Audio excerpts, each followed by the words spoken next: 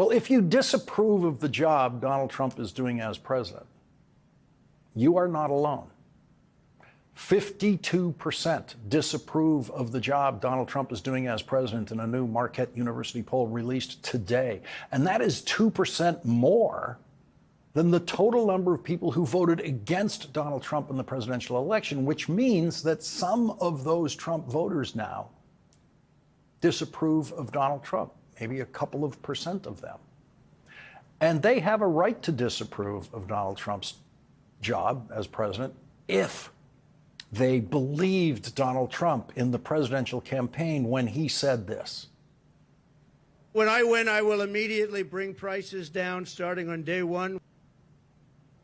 Well, we're past day one, and today the business news media was buzzing, not in a good way, about a surge in inflation reported today. Inflation shot up during the month of January, and that may have tipped some Trump voters into disapproval of the job Donald Trump is doing because of that day one promise that prices would come down by sunset on Inauguration Day. Now, I, for one, do not blame Donald Trump for the increase in inflation in the month of January. But then I didn't blame Joe Biden for the increases in inflation during the Biden presidency. And I didn't blame any previous president for increases in inflation during their presidency because presidential action usually has very little to no impact on inflation.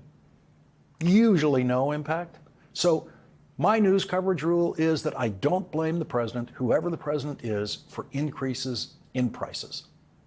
Unless the president takes flagrantly inflationary action, as Donald Trump has proposed doing with wildly inflationary tariffs that he has not yet imposed, because someone must have told him just how inflationary his tariff ideas are. Jim Farley, the CEO of the Ford Motor Company, is living in fear of the Trump-threatened tariffs, but not so much fear that he is afraid to speak out against them like most business executives.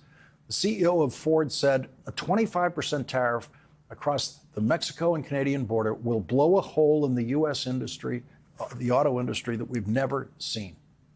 Today, the guy who said he would stop inflation on day one of his presidency wrote, "Biden inflation up!" exclamation point.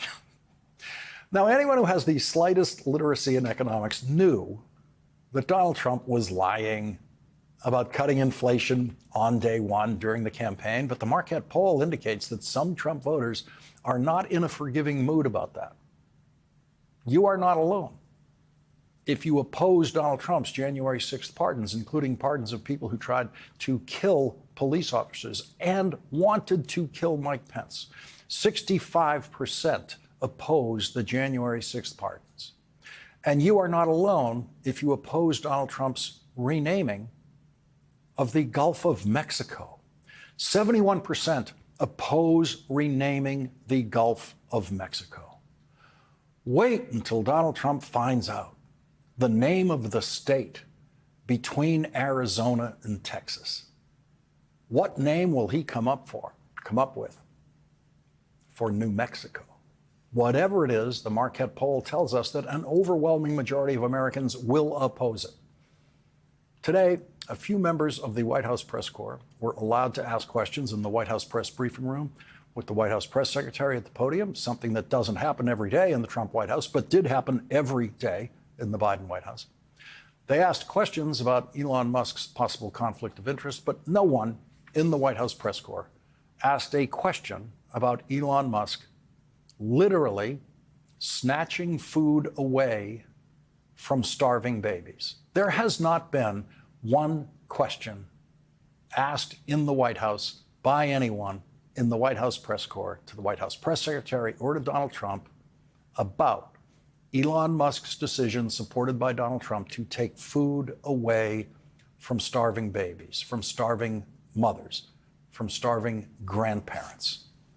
In Sudan, where the United States Agency for International Development was saving lives every day by getting food to people in the middle of a famine, Elon Musk's conflicts of interest, though, of course, are not as important as the people that he is actually killing in Africa this week. And that is what he's doing. That is what's happening. You heard Dr. Atul Gawande, former USAID official, on this program Monday night saying lives have already been lost. People have already died because of what Elon Musk decided to do to them.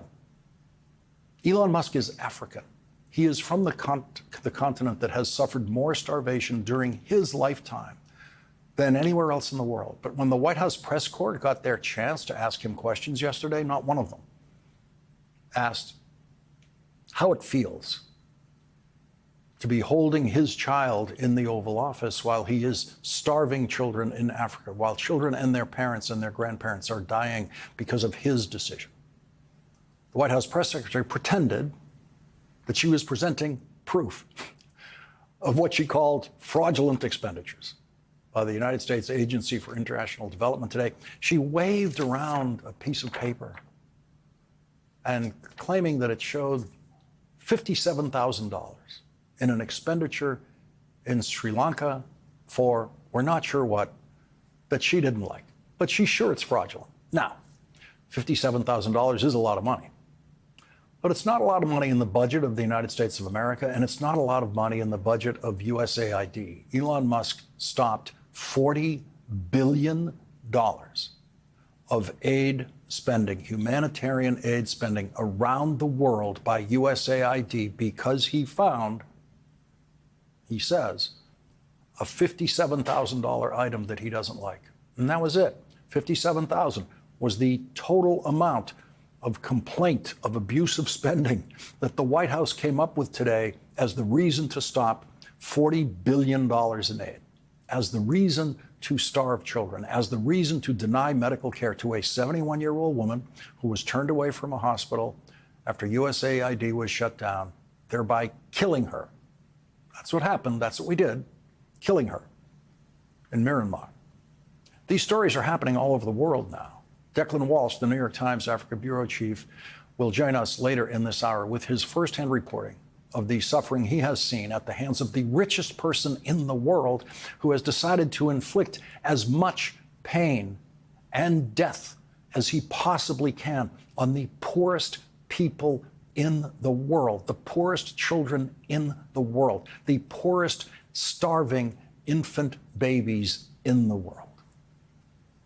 Let's just assume for a moment that the $57,000 that USAID spent in Sri Lanka was a complete waste of money. Do you shut down an entire operation, a $40 billion operation, an entire government agency, over a disputed $57,000? The first claim by Elon Musk about shutting down USAID was that it had to be shut down temporarily so that they could properly evaluate all of its spending to make careful decisions about what should be cut. And a day later, Elon Musk was saying that USAID must be thrown in the wood chipper. That was his term, the wood chipper. It must be completely destroyed. And so the only reason we know it should be destroyed is because of $57,000 spent in Sri Lanka, and we're not sure what that was about. Every department of the government has regular audits, and no department of the government is shut down while those audits are happening.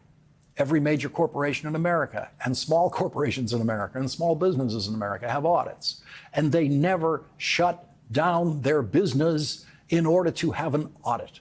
Ford CEO Jim Farley does not stop manufacturing cars and pickup trucks in order to run an audit of Ford.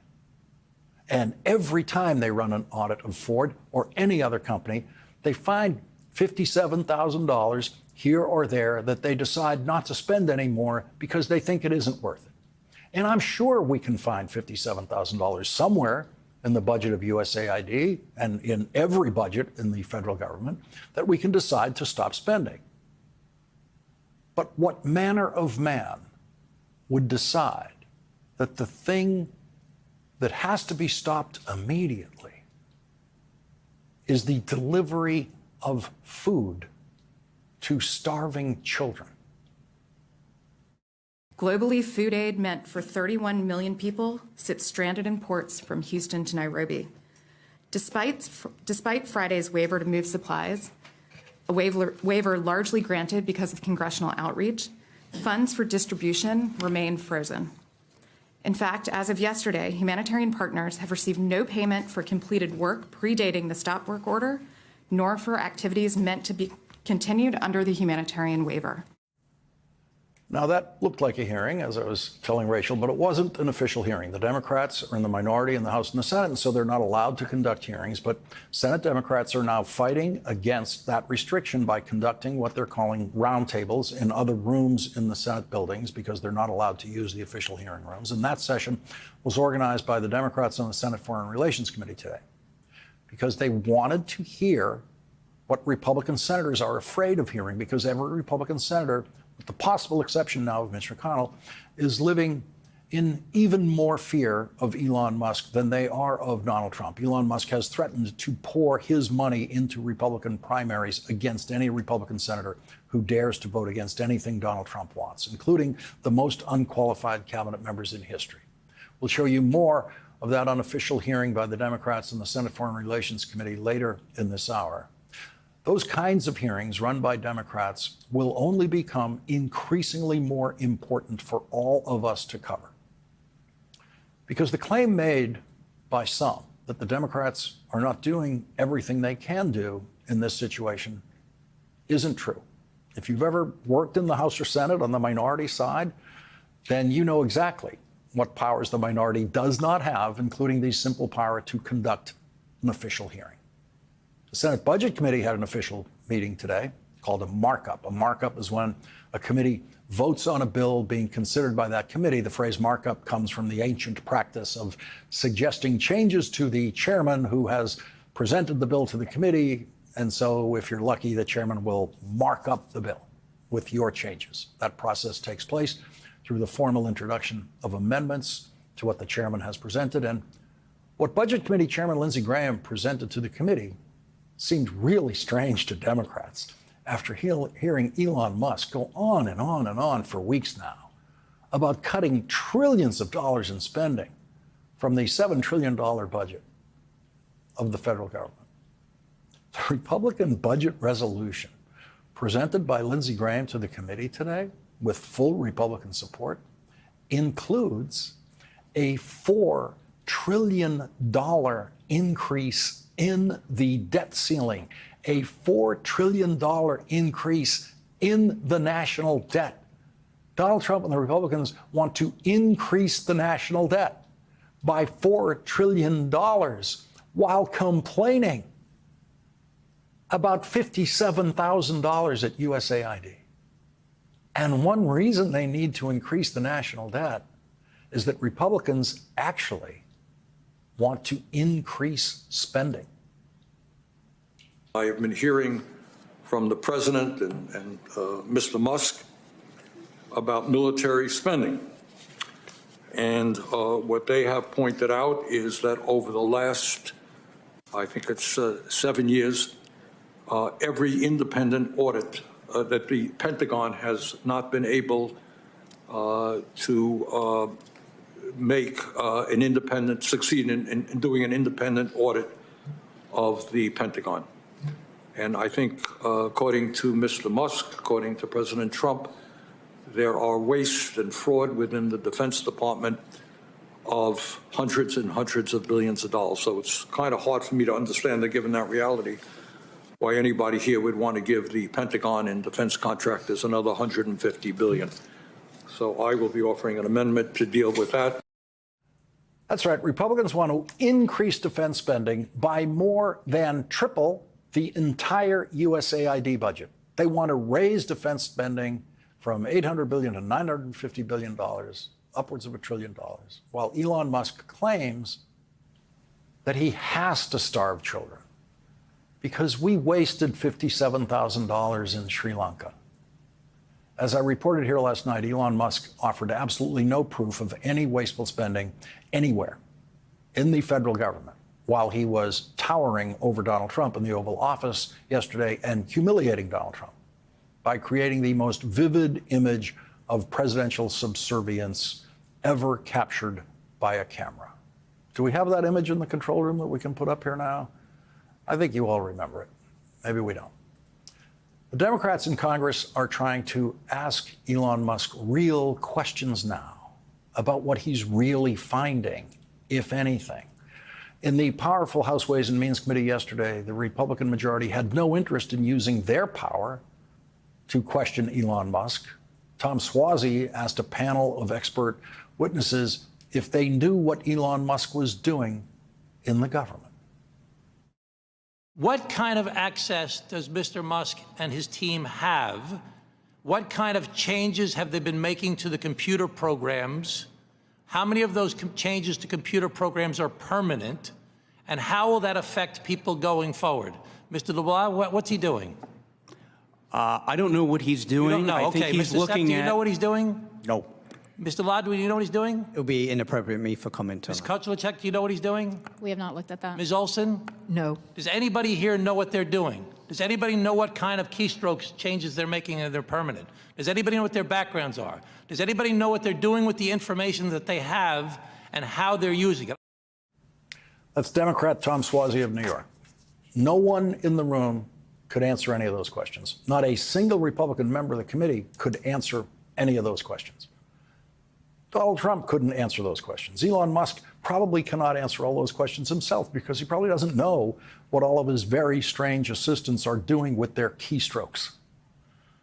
But what we know they're not doing is finding 1%, even 1% of any budget that is being misspent. For Elon Musk to find 1% of the USAID budget that is being misspent, he would have to find $400 million, not $57,000. And if he found 1% that is being misspent, which he hasn't anywhere, that would be no reason to shut down an agency. The Defense Department has failed 7 audits in a row. And by failed, I mean they've been unable to account for very significant amounts of money. That's before you even get into identifiable spending that you think might be wasteful. This is money they actually cannot account for. And it is trillions of dollars over time that the Defense Department has no idea what happened to it. And not one office in the Defense Department has been closed down because of that. Not one person has ever been fired because of that. Not one. Elon Musk fired thousands of people working for and with USAID, thousands of people doing humanitarian work around the world. Democrats want Elon Musk to do what every member of the cabinet has to do, come to the Congress and explain himself. House Republicans had a hearing today, chaired by, of all people, Marjorie Taylor Greene, to review the so-called improper payments that Elon Musk is supposed to be finding. But Elon Musk didn't show up. He wasn't asked to show up, not by the Republicans. And no improper payments were displayed or identified in any way. The top Democrat on that committee, Melanie Stansbury, said this. Why is a private citizen being given access to this system? We know they're trying to shut down payments. They're trying to shut down agencies. What's next? Are they going to shut down your Social Security payments? We don't know because they have no oversight, and Elon Musk will not come in front of this committee. And in fact, the Treasury folks are saying this is the biggest insider threat they've ever seen in the history of the agency. So we are sounding the alarm. And no matter how many executive orders that Donald Trump signs or how many tweets that the VP sends, you cannot rewrite the Constitution, and we are going to hold you to account. So let me close by saying this directly to Mr. Elon Musk. We are well aware that you are eager to engage with members of Congress on social media, but we're not here to play. If you have serious desire to engage in democracy and transparency, we welcome you to the Oversight Committee. Come and testify in front of the American people under oath, because we want to know what you're up to. So if you're interested in talking to us, then please join us here in the People's House in the House of Representatives.